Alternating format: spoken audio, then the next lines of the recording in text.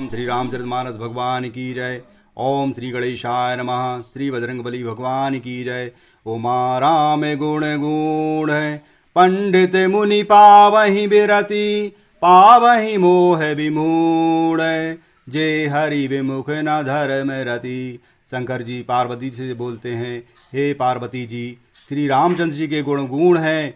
पंडित और मुनि उन्हें समझकर वैराग्य प्राप्त करते हैं, परंतु जो भगवान से विमुख हैं और जिनका धर्म प्रेम में नहीं है वे महामूढ़ उन्हें सुनकर मोह को प्राप्त होते हैं। पुर नर भरत प्रीति में गाई मति अनुरूप अनूप सुहाई। अब प्रभु चरित सुनहु अति पावन करत जीवन सुर नर मुनि भावन। उर्वासियों की ओर भरत जी के अनुपम और सुंदर प्रेम को मैंने अपनी बुद्धि के अनुसार गान किया है। अब देवता मनुष्य और मुनियों के मन को भाने वाले प्रभु श्री रामचंद्र जी के वे अत्यंत पवित्र चरित्र सुनिए जिन्हें वे वन में कर रहे हैं। एक बार चुनी कुसुम सुहाए निज कर भूषण राम बनाए। सीतहि पहिराए प्रभु सादर बैठे फटके शिला पर सुंदर। एक बार सुंदर फूल चुनकर श्री रामचंद्र जी ने अपने हाथों से भांति भांति के गहने बनाए और सुंदर स्फटिक शिला पर बैठे हुए प्रभु ने आदर के साथ वे गहने श्री सीता जी को पहनाए। शूरपति सुत धरी बायस बेसा सठ चाहत रघुपति बल देखा। जिमि पिपील का सागर था महामंद मति पावन चाहा। देवराज इंद्र का मूर्ख पुत्र जयंत कौवे का रूप धरकर श्री रघुनाथ जी का बल देखना चाहता है, जैसे महान मंद बुद्धि चींटी समुद्र का थाह पाना चाहती हो। सीता चरण सोच अति भागा मूढ़ मंद मति कारण कागा। चला रुधिर रघुनायक जाना सीख धनुष सायक संधाना। वह मूढ़ मंद बुद्धि कारण से भगवान के बल की परीक्षा करने के लिए बना हुआ कौआ श्री सीता जी के चरणों में चोंच मारकर भागा। जब रक्त बह चला तब श्री रघुनाथ जी ने जाना और धनुष पर सीख शरकंडे का बाण संधान किया। अति कृपाल रघुनायक सदा दीन परने है। तासन आई की छलू मूरख अब गुण गे है।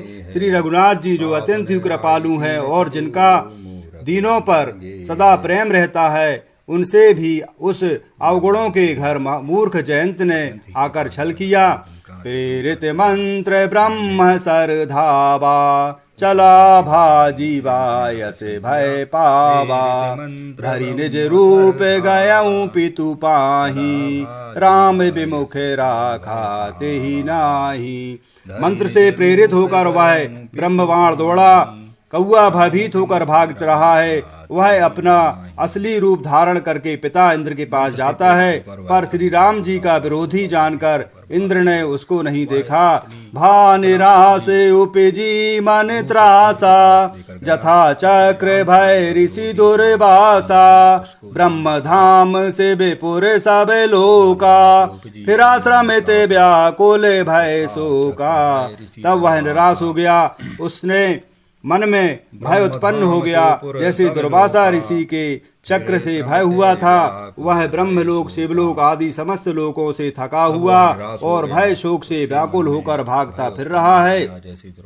काहू बैठन कहा न ओही राखी को सकई राम कर द्रोही। मातु मृत्यु पितु शमन समाना सुधा होई विष सुन हरि जाना। पर रखना तो दूर रहा, किसी ने उसे बैठने तक के लिए नहीं कहा। श्री रामचंद्र जी के द्रोही को कौन रख सकता है। काक भुसुंडी जी कहते हैं, हे गरुण जी सुनिए, उसके लिए माता मृत्यु के समान है, पिता यमराज के समान है और अमृत विष के समान हो जाता है। मित्र करई सत रिपु के करनी, ता कहूँ विबोध नदी बई तरणी। सब जुग ताहि अन लहू ते ताता, जो रघुवीर विमुख सुन भ्राता। मित्र सैकड़ों शत्रुओं की सी करनी लगता है, देव नदी गंगा जी उसके लिए बैतरणी यमपुरी की नदी हो जाती है। हे भाई सुनिए, जो श्री रघुनाथ जी के विमुख होता है, समस्त जगत उसके लिए अग्नि से भी अधिक गर्म जलाने वाला हो जाता है। नारद देखा बिकल जयंता, लागी दया कोमल चित संता। पठवा तुरत राम पहिताही, कहे सी पुकारी प्रणत हित पाही। नारद जी ने जयंत को व्याकुल देखा तो उन्हें दया आ गई, क्योंकि संतों का चित्त बड़ा कोमल होता है। उन्होंने उसे समझाकर तुरंत श्री रामचंद्र जी के पास भेज दिया। उसने जाकर पुकार कर कहा, हे शरणागत के हितकारी, मेरी रक्षा कीजिए, रक्षा कीजिए। आतुर सभय गहे सी पद जाई, त्राहि त्राहि दयाल रघुराई। अतुलित बल अतुलित प्रभुताई, मैं मति मंद जान नहीं पाई।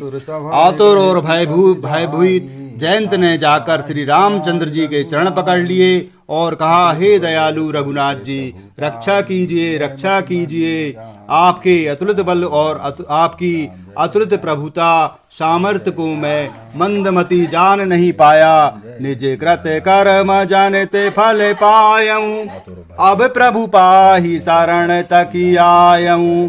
सुनि कृपाले अति आरत वाणी, एक नयन करी तजा भवानी। अपने किए हुए कर्म से उत्पन्न हुआ फल मैंने पा लिया है। अब हे प्रभु मेरी रक्षा कीजिए, मैं आपकी शरण पकड़कर शरण तक कर आया हूँ।